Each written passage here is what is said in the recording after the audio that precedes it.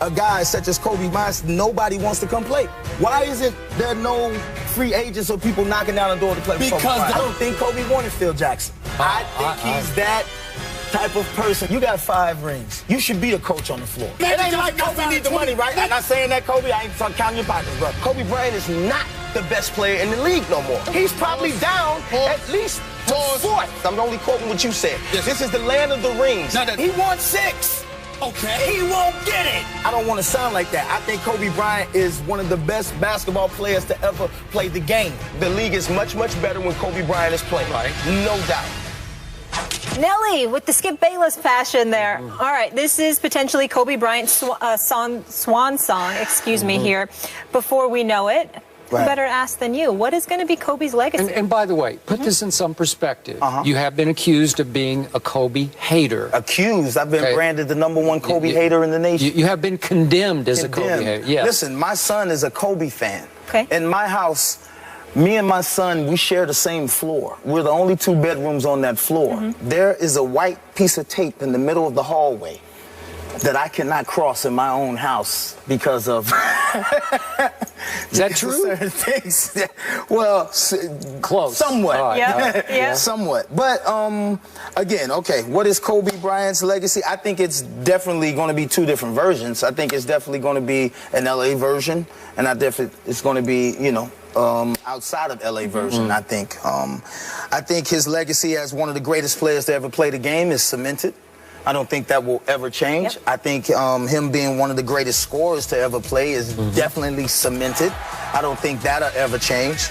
I think if you're going to do that comparison thing, if there's anybody that has possibly became the closest to comparison to MJ, I think it's definitely this guy.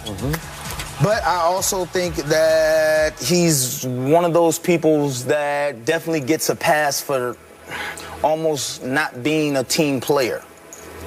You see what I'm saying? By not being, you know, a lot of people get ridiculed for not being a good teammate, for not being a team player. Some people get called selfish. They get called this and that. I don't think he, you know, he gets that cloud over his head because of, for whatever reason, I don't know. You know, I grew up playing team sports. It's team first. I think he wants to win, but I think winning, he has to lead the way. I don't think he can ever be second tier to anybody as far as, you know, succeeding. So I think his legacy is going to be, you know, a sliding scale almost. Is he greater than LeBron James has been to date? Is he greater than LeBron James has been to date? On an overall scale, I think yes. I think he has been. But I think LeBron has, you know, more time to raise his. I don't think Kobe has, you know, too much time to raise whatever legacy he's going to leave at this point, because again, one of the greatest players ever, cemented. One of the greatest scorers ever, cemented. After that, I think it's a sliding scale. Okay. I'm going to defend you on this one. I think I know you well enough to know you are speaking straight from the heart about this, and I don't think there's an ounce of hate in your heart for Kobe Bryant. I think you are truth-telling. You are fact-stating about Kobe Bryant. And you're going down the right path. It's a very honest, objective, against the grain path. Your son ain't gonna like it. No, but he that's won't like okay. this one.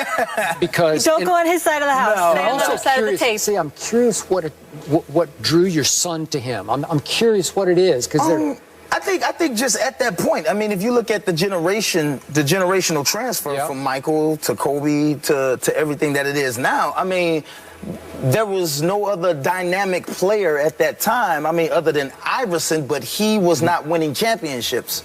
Kobe was winning championships. And, I mean, when you look at that scenario there, I mean, come on, man, the guy put up 81 points. And I know a lot of people say that, but, I mean, you can't put up 81 in your backyard. Yeah, that's impossible. That is true. You know what I'm saying? I agree with that. The type of accomplishments that he has, I don't think it, you know, it's not too many people that can do that. Okay, I'm a Kobe fan, but here's my take on this. If you're talking Kobe versus LeBron, just at their best, at their greatest, who do I want to start my team with? I'm going Kobe all day.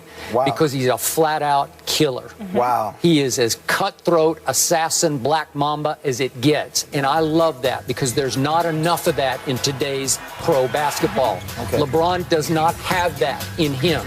He's almost too nice of a guy. Okay. Kobe is not a nice guy all the time. When it's in a basketball context, he's not a nice guy. He will slit your throat. I'm using this as figurative, Yeah, but he will slit your basketball throat. Definitely. Which is why he's the closest thing to Michael Jordan we have ever seen. But Kobe, as you point out, is nothing but a solo act in a team sport. Solo act in a team sport. So I'm looking at the numbers. 6 of the last 8 full years that Kobe played, he led the league. He has led the league in shots attempted.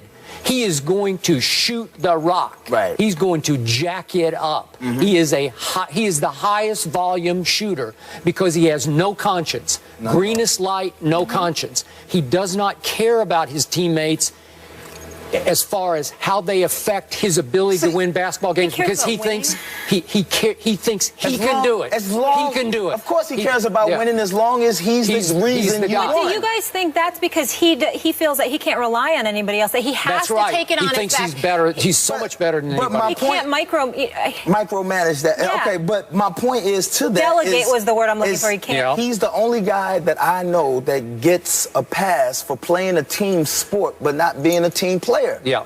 All around. Right. All around.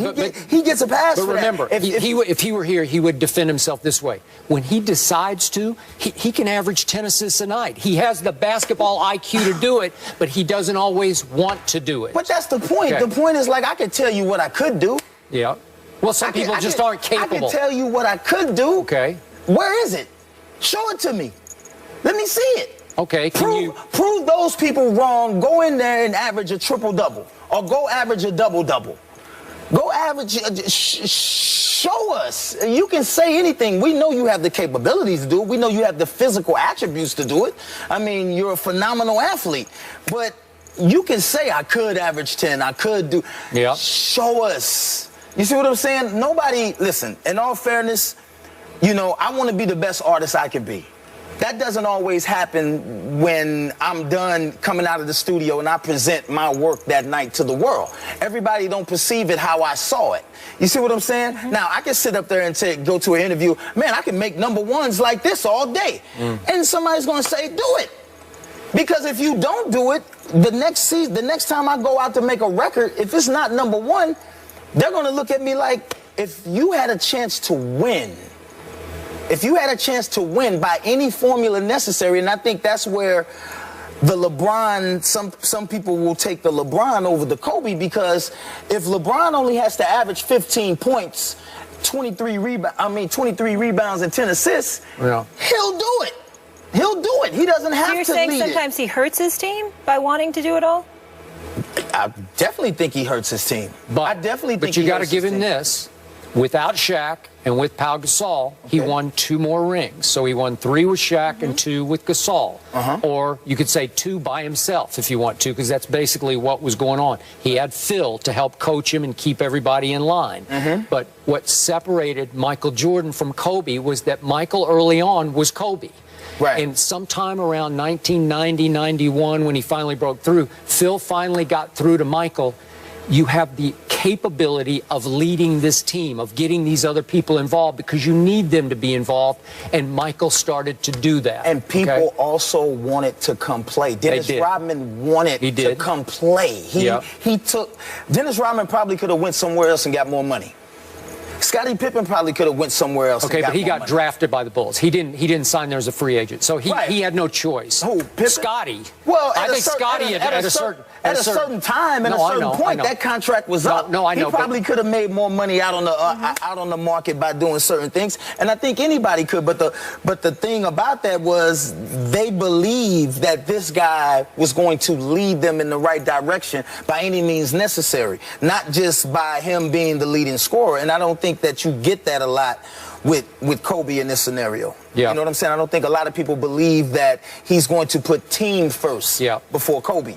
There's something missing in Kobe's psyche. There's no rub-off factor. There's no contagious factor where people, I think he leads by example, but not by word or, locker room deed or you whatever. That's social. Yeah, I know. That social capability. You'd be surprised how much that plays into everything. Yep. No, I get it, but I'm not a Lakers fan, but I do really expect, and I respect and think it's contagious. His focus, his work ethic, his passion. It helps. Yeah. I talked to you about that. I think that it draws works. you in as well. I think it works when you're playing a solo sport. Okay. Boxing. Okay. If he was a boxer, that's the best mental he can have because it's all about him. But he has to understand the way that he plays and the way that he acts has an effect on others. Okay. It has an effect on others, and sometimes it's not good, especially when you got young, influential players around you that don't understand who you are. Okay, but I'd still take him over LeBron. Well, you take a lot of people over LeBron. Okay, LeBron's what, 2-4 in the finals now? Well, of course, and he's got there with teams, some teams that nobody else probably would have gotten there with. Okay, but if I put Kobe in place of LeBron on those teams, I got a better shot with Kobe even without the leadership. That first team? Yeah. That first team? That lost to the Spurs, they got swept? With snow on it?